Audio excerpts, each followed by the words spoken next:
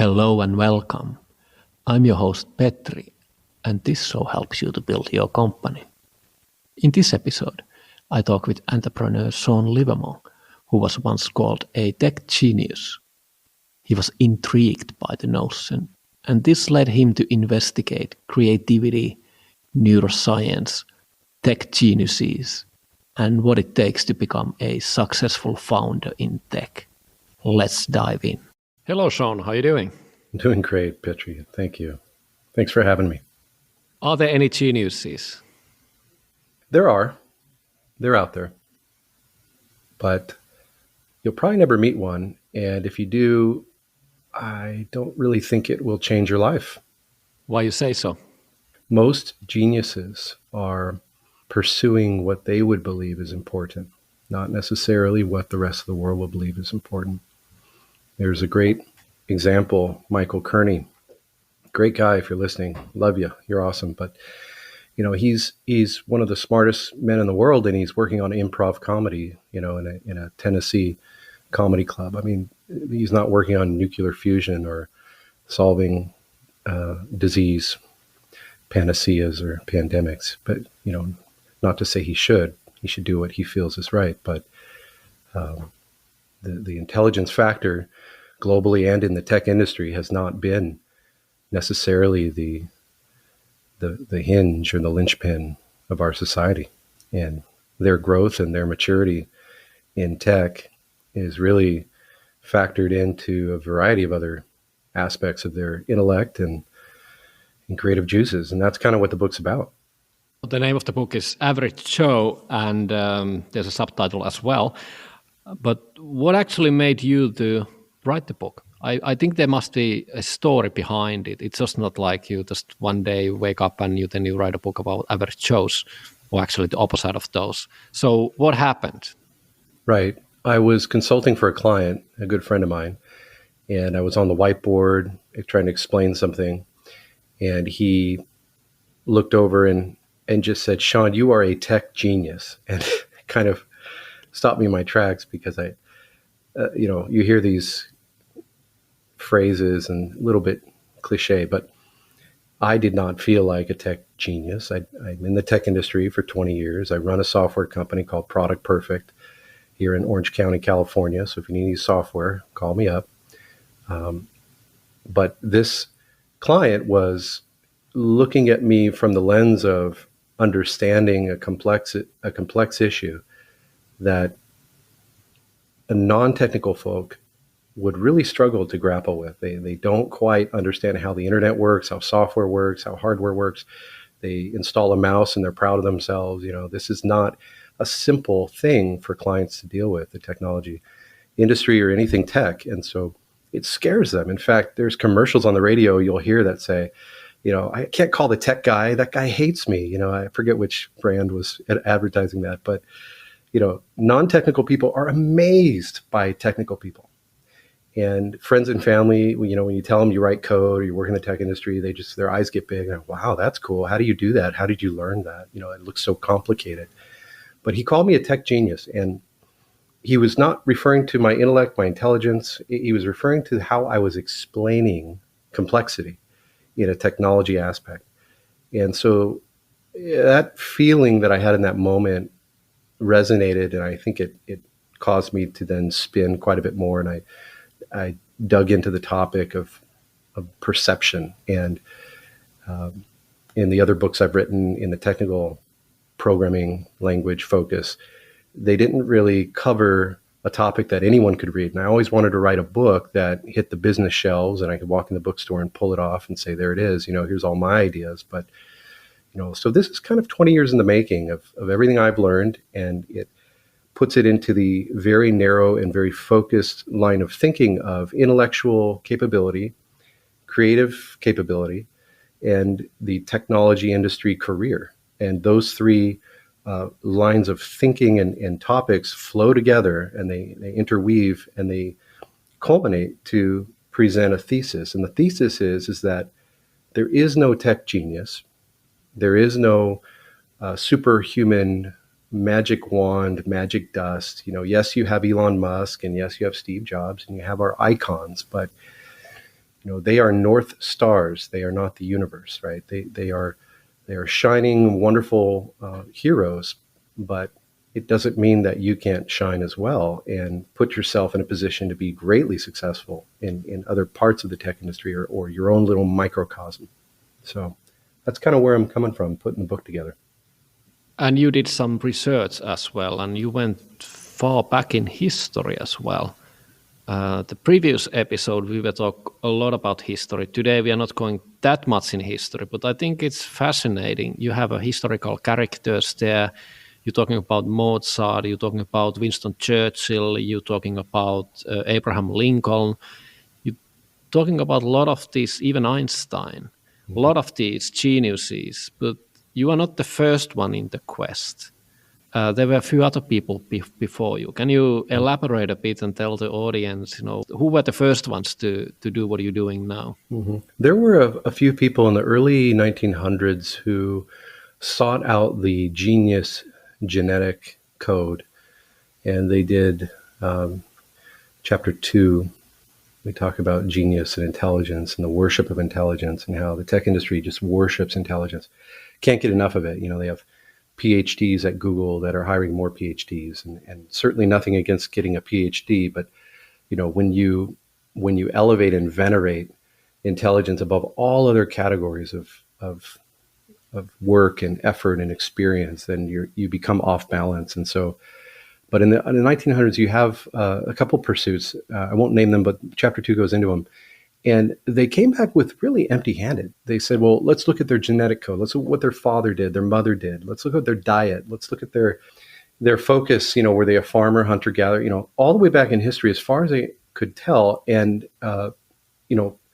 kings and princes and nobility and noble blood, did that have anything to do with it? I mean, really, there was a psychometric analysis that you'd throw into Excel if they had Excel back then. And they really didn't help anyone by all their effort to find this. They did find a few very interesting people and examples that personified abnormality in the brain. And there was some interesting use cases of people who had a spike like driven through their skull, and the brain was affected, and it led to some of the early neuroscience activity that turned into a whole category of medicine. But the genius element of it, the intelligence element of it, you can't eat a certain vegetable and become, brilliant. It just doesn't happen, and it really doesn't matter. It is the end result of it, because the pursuits are all about the layers, the standing on the shoulders of giants, as they say. So you would never have the internet unless you had, cabling. You would never have cabling unless you had electricity. And it kind of goes back all the way down through hundreds of years ago to mining, elements out of the ground. And so our humanity, it started as a book about the tech industry and programming and tech nerds and how they talk, but it ended up digging back into history of, we looked at Einstein, and one of the best examples of very entertaining intellectual pursuit moments of Einstein is when he's playing his violin to help him think clearer. That's where we get into some in the book in chapter 3 about creativity and how we think and putting our creative juices onto paper, and how the slow create framework that myself and a neuroscience professor out of UCLA helped to fashion this framework for creative thinking and creative work really is when you plug it into a system, all the organized thinking that you do on a regular basis, you plug it into an organized system, and then you apply a process against that system, you end up with achievable, measurable outcomes that if you're a tech founder or, a soccer mom or whoever you might be in or around the tech industry, you're able to really walk away with tangible results. But anyway, you have Einstein playing his violin to think more clearly and allow his brain to do what it does best. But he would listen first to Mozart. And so you have one declared genius, Mozart, playing in the background on the phonograph or whatever technology they had at the time. And you had Einstein listening to that, and he would start playing. And it was almost like through space-time, this genius, moment was taking place in the airwaves. You can kind of almost magically see it in the air around them. and then he would sit down and work on his theory of general relativity. And in the early 1900s, it was a very amazing moment of magical wonder, but it really wasn't magical at all. It was a lot of procedure. And yes, he was brilliant. And Einstein was fascinating to study. They even dissected his brain when he died. Some guy, amazing story. Some guy came in, a doctor, and somehow convinced the family member to sign off on him being able to analyze Einstein, but he didn't realize he was going to cut his skull open and pull his brain out. So he literally took Einstein's brain, put it in bottles in his home office, in a couple of indiscreet bottles, and there it sat for decades. And it's just crazy. It's insane. Nobody really knows that. People don't talk about it. But I think there was a couple podcast series on Einstein's brain that you can look up, and it's just some fascinating stuff. But when he did all his analysis, and of course, even over the decades, they reanalyzed it, they only found that it was slightly different than a normal human brain. There was really nothing. It wasn't grossly massive or dense, or you'd think that there'd be extra set of neurons somewhere in there. But, we know very little about all that still. So working with the neuroscientists, we began to dig into how the average Joe, hence the title, can really improve their intellectual capacities and the elasticity of the brain, and then applying that to the tech industry and tech careers. And what are some of the best practices that you can do in order to be as optimized as humanly possible with all of your thinking, And I think that carries through, because I've been through Techstars, business accelerators with my startups. I've raised venture capital funding, and even in small scales for seed funding, it's still a valuable effort. And I've pitched over 120 times, so I know the industry and how it all works. And founders walk around like professors at the university with their head down and their brain is spinning. They're thinking about all kinds of stuff, and they're innovating, and they're trying to move their startup forward. Or maybe if you're trying to learn tech, you're listening to this, you're on the outside of tech and you're trying to get on the inside, you're knocking on the doors. You're trying to learn PHP, Perl, Ruby, C#, whatever it might be, and keep going. That's what I would tell you. But the mental cycles are astounding. The amount of work we're all doing in our brains every single day is astounding. It's alarming. I mean, it keeps us up at night, right? So anyway, I just kind of geeked out on the whole book and all the research. We had a research team helping me for 18 months, and there's an enormous amount of information in the book.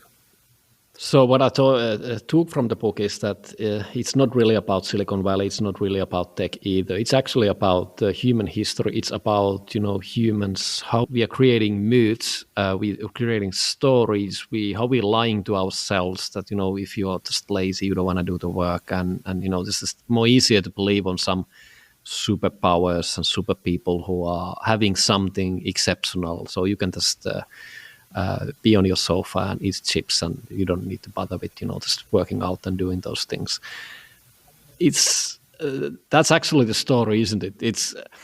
It's basically just taking off all those fancy things, and it's just brute work. And some people have some secrets, and it's not the person, it's the secret they have. And another thing is that there's a method to that madness. There's this process or processes, techniques, and those people know them. And it's just persistence as well. Nobody's saying that they're not intellectually clever and smart people, and some of them are geniuses. But still, the average Joe can do a lot of things. Mm-hmm.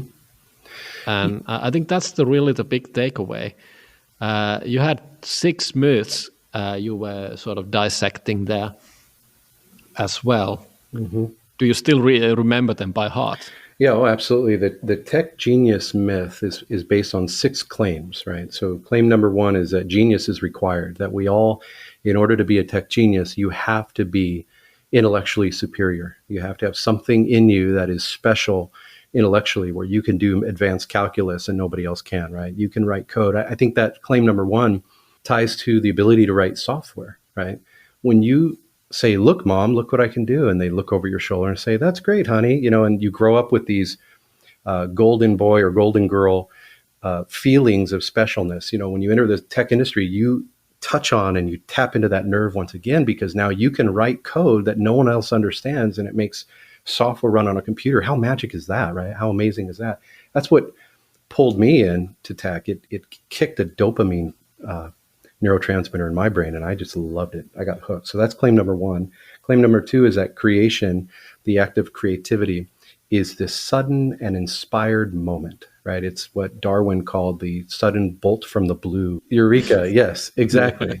Yeah, and there are some eureka moments. There's certainly what we call big C creative moments, right? But what we find is that most creativity and most innovation is a little c creative moment. It's that spark that is really more of an ember. It's just flying around in the air and just kind of lands on a piece of brush that was ready for it. But claim number two is that it's sudden and inspired. Claim three is that... Well, actually, just pausing a bit here, what I take from the book as well, and otherwise, is that sort of that Eureka moment, it's just actually just the culmination of the work. What you've been doing. It's just like that maybe you have the final puzzle piece clicked, and then it comes and then you realize it. But there's been maybe decades of work before that. Right. And it's just been gradual grinding, tiny bits and trials and errors, things which are not working, pattern recognition, a lot of things going in there. And it's just at the culmination of the final thing, and when it sort of beautifully everything comes together.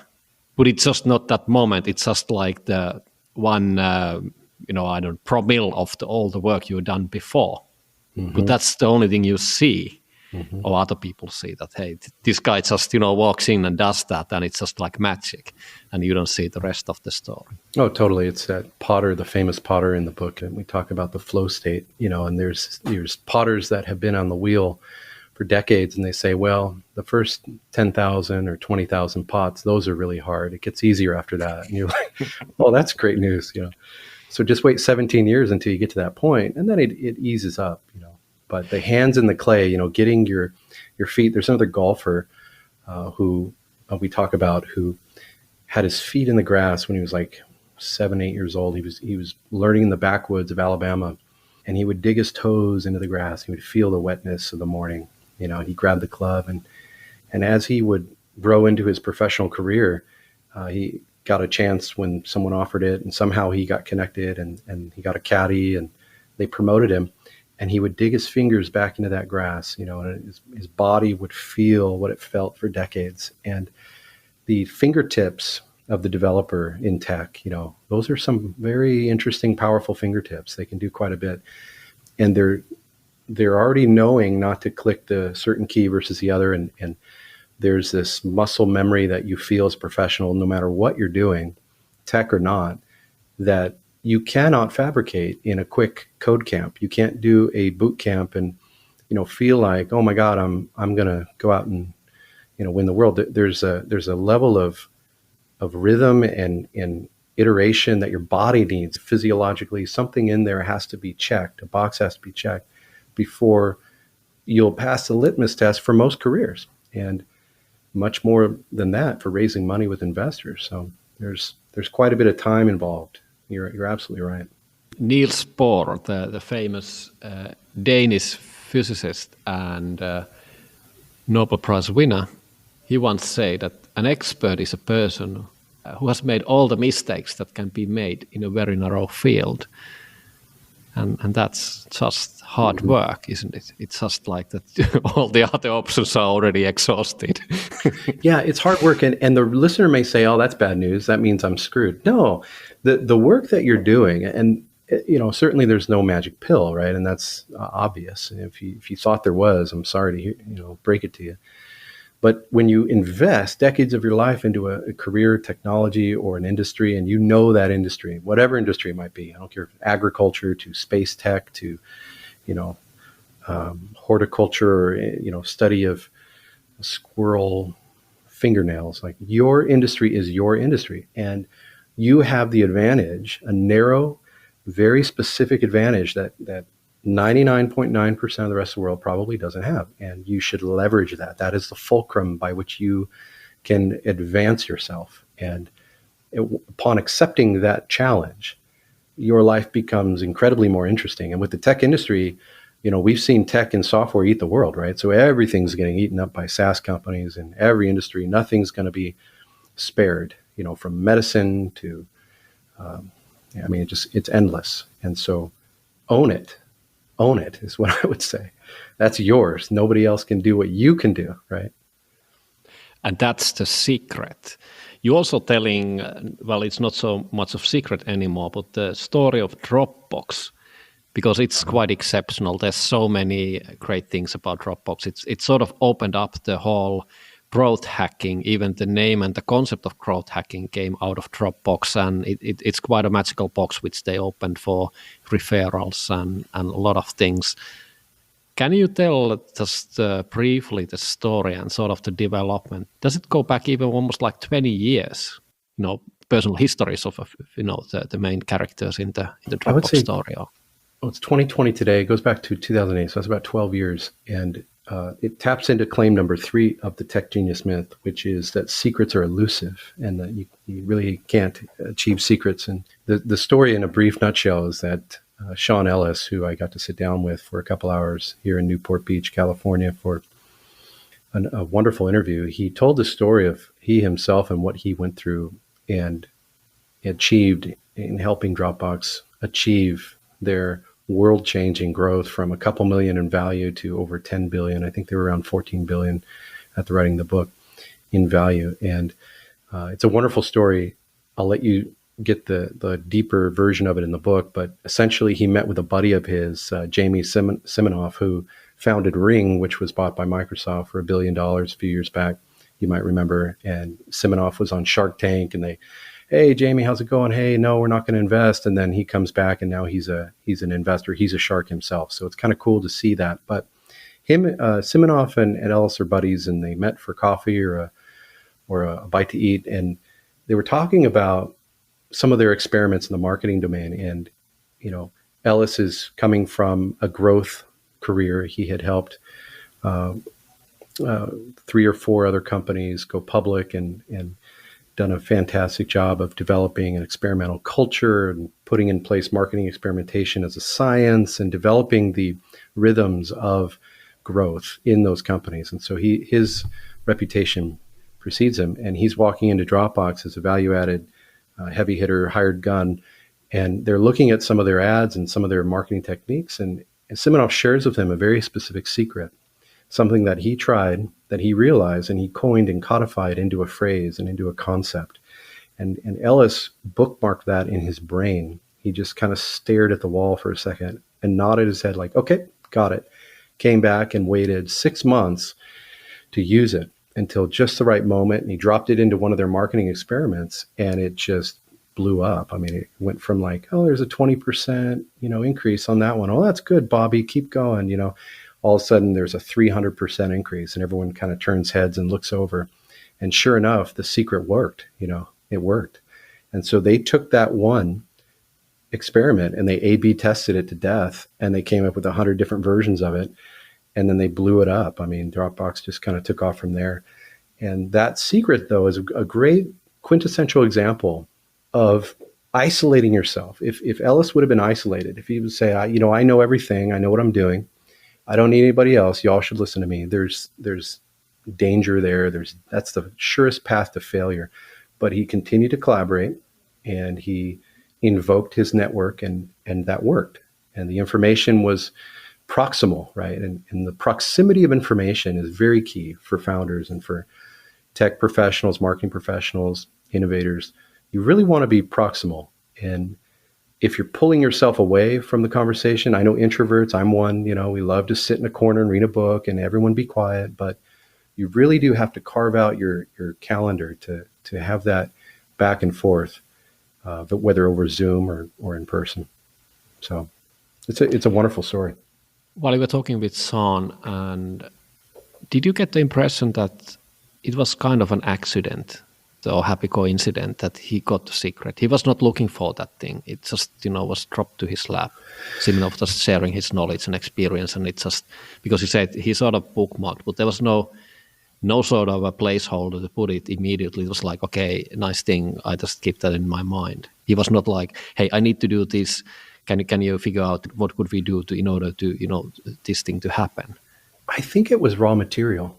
I think Yeah. that, it reminds me of another story in the book about Groupon. But to answer your question first was it by accident? Partially. I think it could have very well failed. And the experiment might have led to just yet another failed experiment. And they just hit the dismiss button and start a new one, new campaign. Okay, whatever, and not even think about it. But the other thing is that if he would have not gotten the secret from Simonov, I'm not sure that, I don't, you have more knowledge of the case, but because there was something particular what he had figured out. It was if I remember correctly, it was like both of the parties need to gain something. So if you're referring, that's what the Dropbox did. You also gain a bit of more disk space. It was not just the friend you're giving. Both of you are getting it. And that was the secret sauce. And then you needed to tweak and find the sort of the exact right proportions for both parties that it has the optimal value for everyone. But because that wasn't common knowledge at the time. And I'm not sure that, would it has happened the same way if that piece of knowledge that this is the thing, this is how you should be doing. Because one way, giving referrals the regular way, just, you give someone something, but you're not getting anything. What I understood by reading the case that, that didn't work. It was this magic sauce which made the difference. Yeah, it was. And they called it the principle of mutual benefit. The idea that party A is benefited, party B is benefited, and the platform by which they are both on is benefited. So it's truly a three-part triangle, and that is spinning in the air. And Simonov was able to grab it out of the ether and put it into words, and I think that's the trick, is when you can observe and you can codify and pull it out of the ether, stick it into a phrase, and then share it with other people, and then have evidence to back it up. You have now found a secret. You have taken information that you digested, that you have observed. Your data becomes transient. It can be communicated. But the principle of mutual benefit would have been discovered by anybody at some point, right? Someone would have figured this out. And we would have, instead of Dropbox, it would have been some other brand that we would have been using. Maybe, a newcomer or an established brand. Who knows? But yeah, that was the principle. But it ties into Groupon and what Andrew Mason discovered, even predating Dropbox by several years, is the village mindset, that the principle that he discovered that made Groupon the fastest growing internet company in history at the time, or fastest growing company in history of all companies, was the village mindset. And the village mindset is the idea and the willingness of other people to participate in my transactions. It led to the sharing economy, where we're allowing other strangers to sleep in our bed, that investors said, that'll never happen. No one's coming to my house and sleeping in my bed. Oh yeah, they are. And it's going to be the biggest hotel in the world now with Airbnb, right? So these principles, these beliefs, they're a thesis, they're theories that are easily destroyable. You can discount them very, very easily. Your mind discredits it, right? And because you yourself wouldn't be willing to do something. But anyway, Mason took that principle, and he was running one company, and he pivoted it to save the company, because the investors were kind of unhappy with whatever they were doing at the time, with some sort of journalistic endeavor. And he pivoted, and rarely do pivots ever work scientifically and statistically, but this one worked, and boy did it. Now Groupon has since languished in the never-ending trough of despair, but we hope the best for them, and we'll see what happens. But these principles, they're out there, and can you figure them out? Can you codify them? Can you put them into a phrase that can be communicated? That's the challenge, right? So that's a part of this claim number 3, and the book kind of teaches you how to do that to the best of my ability, and from the evidence and stories that we were able to find. So it ties into claim number 4 about growth, and that's the Dropbox story, but that growth is magic, that there is this magic dust. Some people seem to feel like there's magic dust out there, and if I don't have the magic dust, then I shouldn't be doing tech startups, or I shouldn't even try, right? And so I find that to be fascinating because you have people like Elon Musk launching stuff into space. You see him on YouTube with the SpaceX. I love Elon. Well, no, not really, but he's an interesting character to study, at least. I guess some of his employees say he's not very nice. And I think one day he fired like 700 people. And, there's a lot of articles. You can Google it and take a look and see what the journalistic press has to say about him. But the magic dust that he carries is widely held as some of the best dust out there, right? So, Bezos and Musk and some of these guys, they just look in one direction and the stock prices move around, right? So, yeah, that's what we see now. The number one billionaire in the world, Jeff Bezos. But, if you think about it in the early 90s or even in the late 90s, that was not the case. It was just completely different story. If you also look Elon Musk, he went through hard times. There were times, Christmas coming and both of his companies are bust. Well, they're technically almost, I guess, just almost like going under during the financial crisis, Tesla and SpaceX, and he's putting everything in. In many cases, there's this other side of the story as well. It's how much you're willing to sacrifice. Nothing comes easy usually, and it's a lot of dedication, and I think that's one of the things which sets apart those who are really dedicated. They just have sort of like a compulsion to get this thing done. They really want to see something happening. They are so driven by whatever the objective is that they just don't give up. Absolutely. I think the determination is kind of everyone's secret weapon if you can tap into it. There's so many stories of that. I want to go into all of them. There's these dreamers out there that are fanatical about their industry or their ideas. And if you've ever met someone with an idea, they're like, well, I won't tell you because I'd have to have you sign an NDA. And, investors just kind of roll their eyes, right? And the first day of Techstars, when I went in this tech startup accelerator out there, many are familiar with, the first thing that we heard was, your idea is worthless. That's not the nicest thing to hear, isn't it? No, if you're an idea person, that's the last thing you want to hear, right? Is, what are you talking about? My ideas are amazing. If you only knew my brilliance, right? And I just kind of took that and I was like, oh man, that hurt. And then he said, but you're interesting to us. And it kind of lit a little bit of okay, well, that helps. It's like a kick in the butt and a pat on the back, and then a warm hug, It reset your thinking because execution truly is everything. And how do you execute? How do you build? How do you formulate and create? And what is the process by which you go to create value for customers? If you can define and improve, and are you flexible and moldable and willing to stretch, bend, and evolve as a founder, as an innovator, you can position yourself in the right room with the right people and proximity again to overcome whatever it might have been, like a financial deficit or any sort of, team deficit or knowledge gap or proximity or awareness deficit. They can fill in gaps with you and move you beyond the layers and the plateaus that you're stuck at.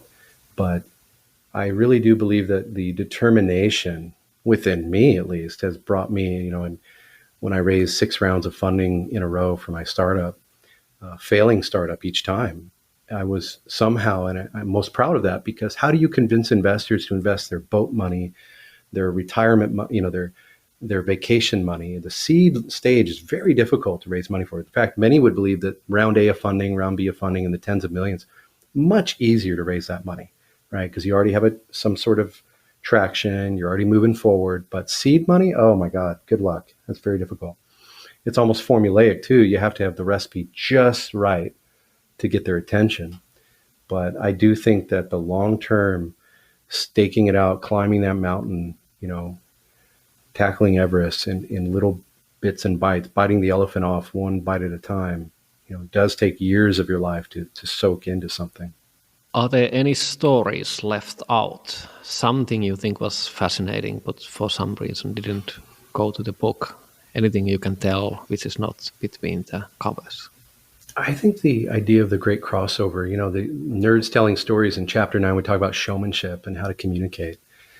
And most of the time, all the folks that I've met that are amazing software developers, they are horrible communicators. In fact, I myself am a recovering software developer.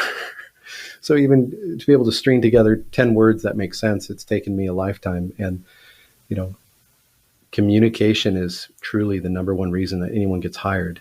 And your soft skills are truly more important, 10 to 1, than your hard skills. I don't care how great of a programmer you are. If you don't know how to speak to anybody, they don't want to work with you, right? So the development versus communicative capabilities, I call it the great crossover, because you're crossing a chasm. You're saying no to what traditional science tells us there's this left and right side of the brain, and that's been hotly debated. Some neuroscientists say, ignore all that. It's really all over the place. But let's just take, for example, the idea of a left brainer, this logical thinker, right? And then the right brainer, the creative mind, the artsy folks, right? So developers, if you ask them to build a website, what do they say? Well, I can build a back end. I like to focus on the back end. I'm not much of a design person. Yeah, the design guys, the creative weirdos, they're over there. They point to the other side of the company. And the design people, they say, well, I don't know how it all works, but I'm really good in Photoshop and I can master the color palette. That's not really all true, is it? Right? So the technical folks, they're some of the most creative people you ever meet. They can get into the code and invert paradigms like no one else can. I mean, programming is the ultimate extensible model. You can do literally anything with code. And to be able to learn that and develop that and morph that into something that can somehow produce value for a customer is amazing, right? And then become more efficient.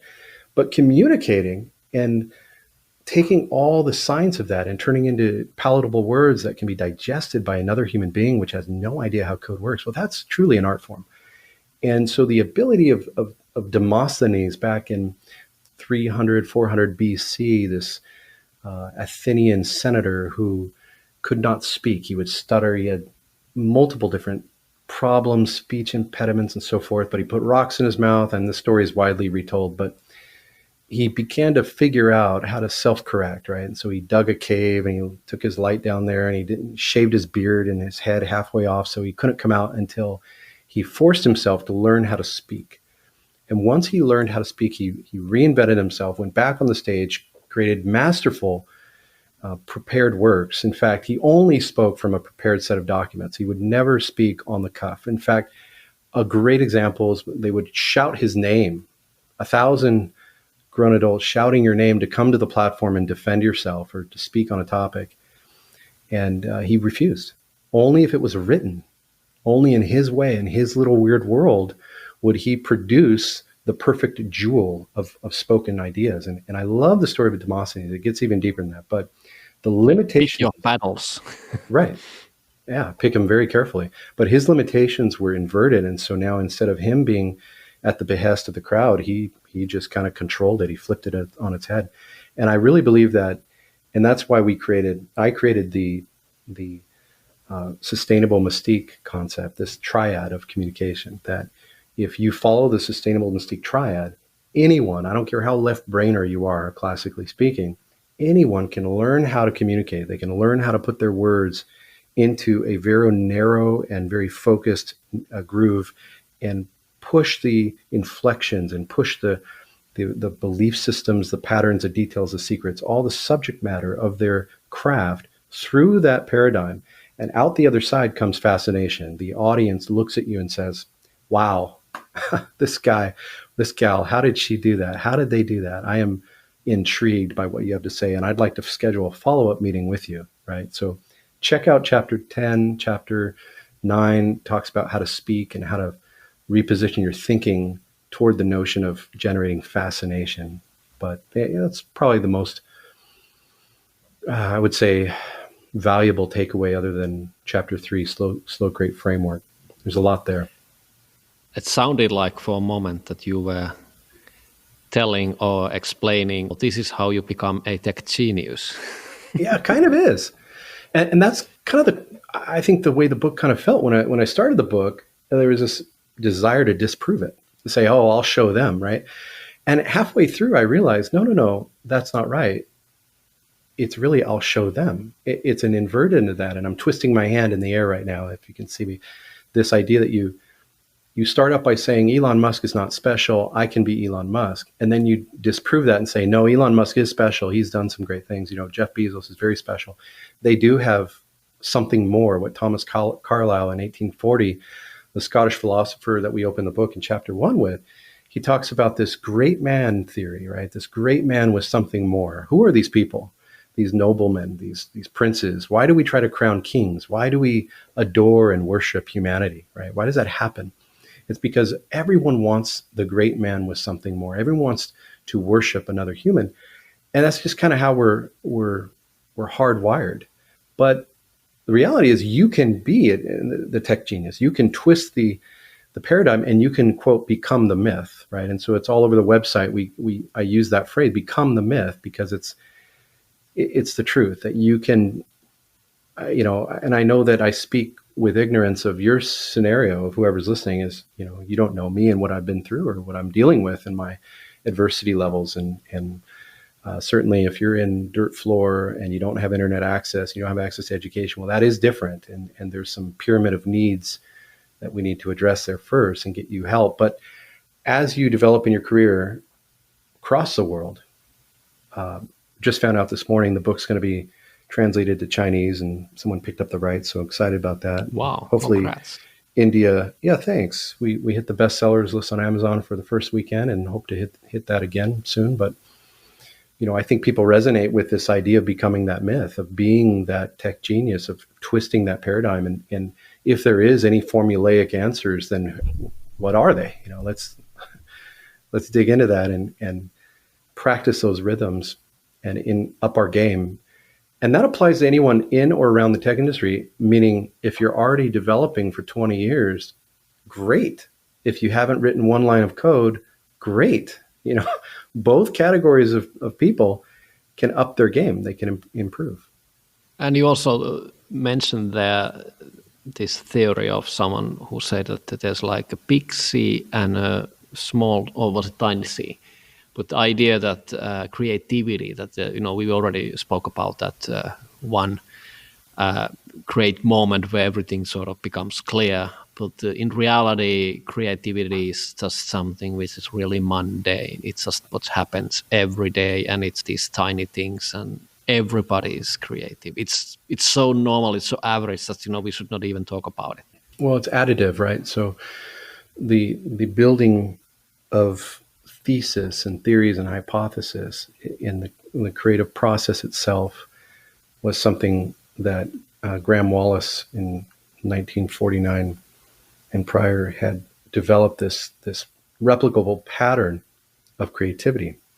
And his 4 steps come together, and those turned into something else called thought fluidity. And another gentleman called it the nagging pull. This nagging pull, this pebble in your shoe.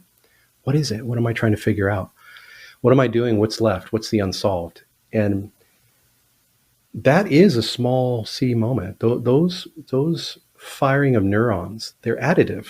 They continue to compile and build up until the composition of the idea is more readily available to your prescient thought process, right? So it starts subconsciously, and then it builds, and it, working with our neuroscientists out of UCLA, we put together this model that then helps to foster pulling out of your subconscious the small moments, putting them onto paper or onto digital PDF, and being able to very rapidly, very quickly recall to memory where it was, where you were stuck on last, what you needed to change, what the other element was in the formula, and then fashion it up and put a bow on it, and make it something that can be spoken out of a mouth that others can truly understand. But the eureka moments are few and far between, and I wouldn't go looking for them. It's like kind of like the search for secrets. They're additive, and they compile, and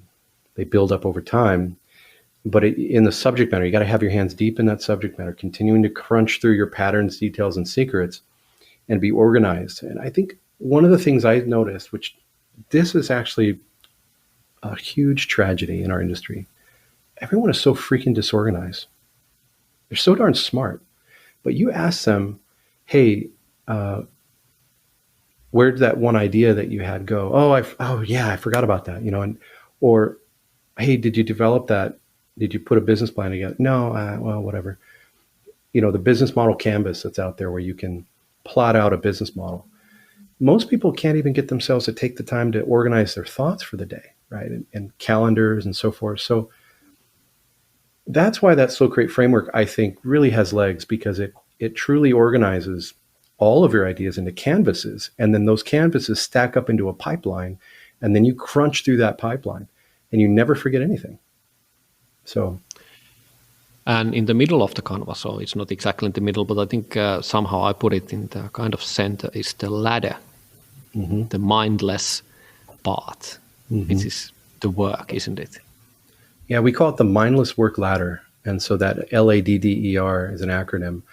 You let go of the details of the subject matter of the problem domain for the L. You playing the violin. And what Einstein did, wasn't that actually his method of doing this? Playing the violin. The mindless. Yep, it's stepping down that ladder, and his violin work activated what's called the default mode network in your brain. So most of the time when we're walking around making decisions on a daily basis, we use what's called the ECN, the Executive Control Network. And so we're saying, hey, should I pay this bill or that bill? Should I eat a burrito or a hamburger or a salad? And these decisions are trading off future versus present. There's a lot of factors that are going on, but the ECN is firing, and scientists used to think, well, that must be where all the energy's being used by your brain, and that must be where all the activity's happening. Well, actually, when that shuts off and you start daydreaming, the default mode network fires on, and it's this binary switch, on, off, on, off. So when one is off, the other's on, and so forth, and they keep handing it off, passing the baton back to each other. And the default mode network consumes 60 to 80% of all the brain's energy, of that detectable pattern, at least. And so we know that that's happening. We know that when we daydream, we figure it out. We're staring off into space, right? And there are plenty of innovators and even professors, as I described earlier, walking around with their head down. What are they doing? Well, they're crunching data, man. They're a server farm, right? They're just crunching through algorithms, figuring out, why should I do this or that or the other thing, and how do I solve the math problem, or how to restructure the business, or whatever the subject matter is. It's the clay is still being pushed. A thumb is going in, a finger is going in. There's all this morphing and modeling in their mind that then eventually gets brought over to the other side as the baton is passed. But that's the L is let go. A is antenna. You become an antenna. D is the drift and daydream. E is to emerge, and R is to recharacterize the problem.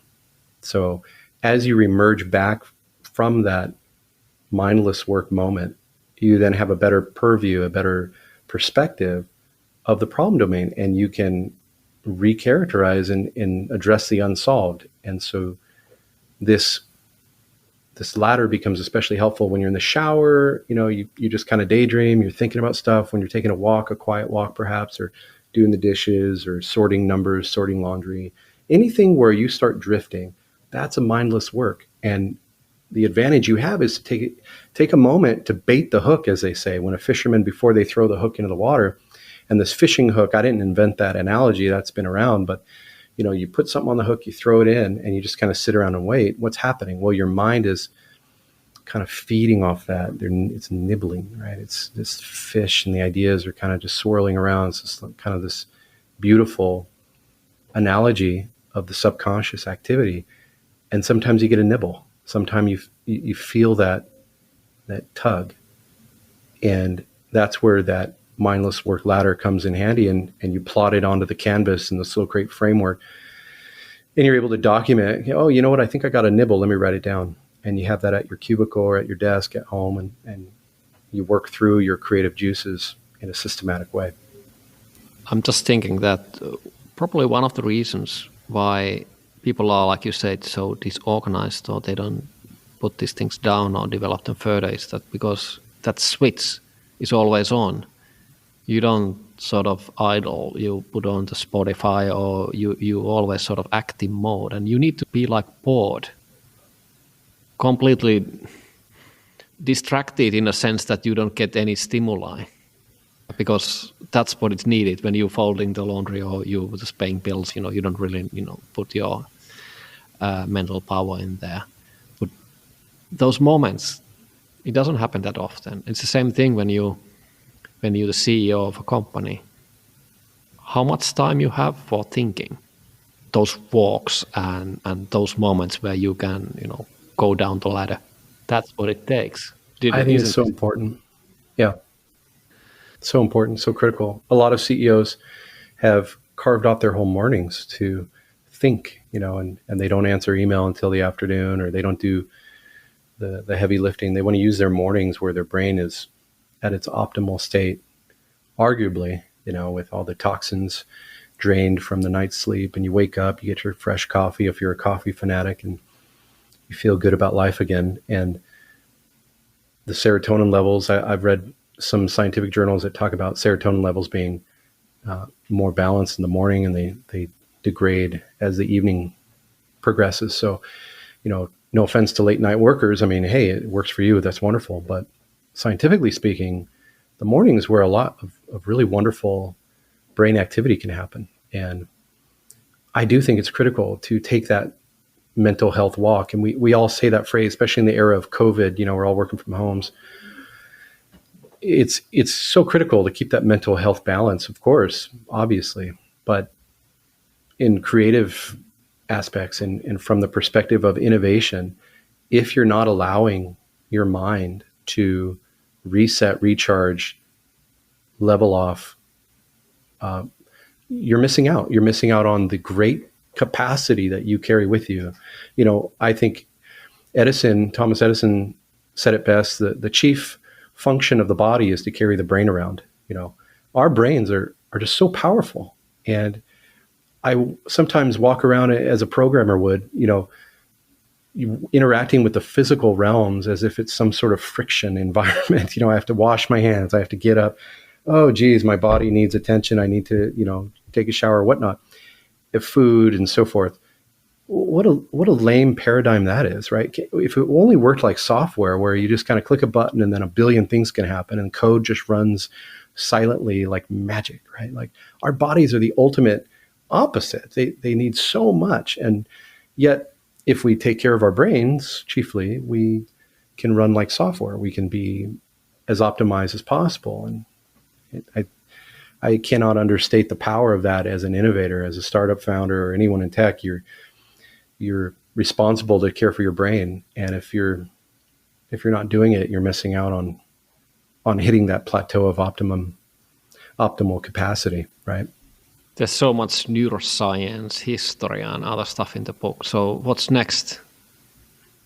What's next for me? What's next for the book? What's next for humanity? Yeah. Did it invoke some other curiosity, interests, and questions you want to sort of new rabbit holes to go into? Yeah, I'm getting a lot of interest in the slow create framework. So I think we'll probably do a book on that. The publisher says they might have some interest there and put it into another round of effort on it, formalizing that, creating a course on that. You can check out slowcreate.com.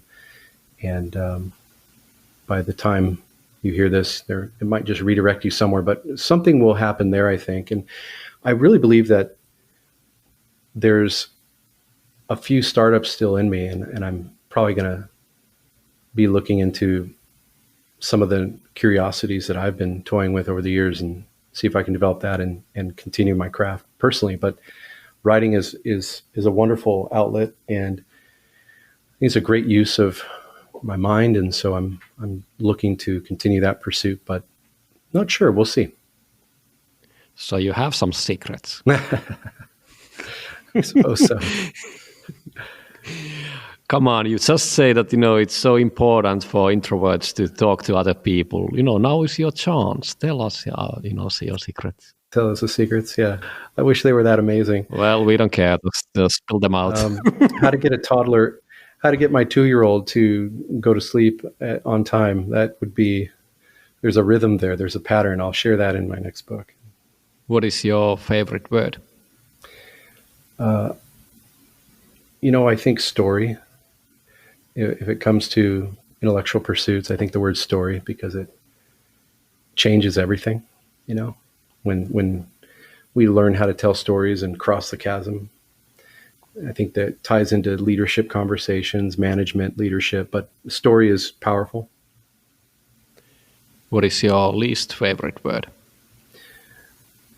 I I don't really think I have one. I don't know. What turns you on creatively, spiritually, or emotionally? I think the introduction of new paradigms that I had not heard before, intellectual stimulation, where someone says they discovered that gravitational waves may be more detectable than previously thought. I'm like, oh, really? Go down a YouTube rabbit hole with that. But whenever scientists are saying something new has entered the scientific domain, I want to know about that and why that matters and what that's going to mean for the world. I think that ties into inflections and what venture capitalist Mike Maples describes as 4 types of inflections that we talk about in the book. But the ability to see the future, that's really fascinating. And how do you see the future? If you could look at who raised money in the last 10 years and what they were able to do. A lot of the folks that did it and that grew into unicorns, they were usually able to get out of their time machine at just the right moment and tell the investor what the future's like. And Mike Maples calls those guys seers. They can see. And getting a hold of one of those, putting them in your portfolio, that's their number one priority as an investor. And so how do I become a seer? Well, you have to really know what you're doing in a specific category. You can't master all things, although some would argue the generalist specialist kind of paradigm, right? Back and forth there. But I really err on the side of caution of specialism and knowing my subject matter better than anybody else. And I think that's what really fascinates me, is when that new information hits the market. What turns you off? I think traditional business that is ignorant of change, and working with some of my clients as a consultant, as a software innovator, I try to suppress any sort of gag reflex when they start talking about their legacy software, because that's why I exist, is to convert those legacy systems into brand new web-based systems. So again, if you're out there, Google me, look us up. Product Perfect is the name of our firm. But I think the touch point of a business in its technology footprint is very critical, and it drives the overall success of the organization. So, having an openness to innovation and moving the company forward is really critical. And when they don't, it's unfortunate for them. What is your favorite curse word? I don't really curse. So, yeah, I noticed. We share a secret as well. Yeah, I'm a Christian, and I just try to live a squeaky clean life as much as I can as a follower of Jesus. But I certainly am not judging anyone who does. And I'll say oops, or I'll say damn once in a while. Is that naughty? I don't know. What sound or noise do you love? The sound of my children.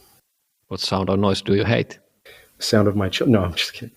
The other people's babies when they're not well disciplined. My own kids, it's fine. I know what they're upset about. But when somebody else's kid in the supermarket screaming, I just assume the worst about their kids, right? So I know I'm not alone out there. What profession other than your own would you like to attempt? I think writing, yeah. Software development and software architecture is my go-to, but writing is probably second. What profession would you not like to do? Sanitation. If you could be a co-founder of any startup in any era, which one would you choose? Tough one. Yeah, there's so many good ones. There's a lot of great companies out there. I hesitate to say Google, but I was getting started in tech in 1999, 2000, right when Google was kind of being formed. And I got letters from Stanford. I could have gone. I could have been rubbing shoulders with Larry and Sergey. Who knows? But probably wouldn't be ready for them. But I think transforming Google from a PhD academia focused organization, being a part of the DNA of that and turning it into more of a very laser focused culture that serves the enterprise a little more directly. Just my 2 cents.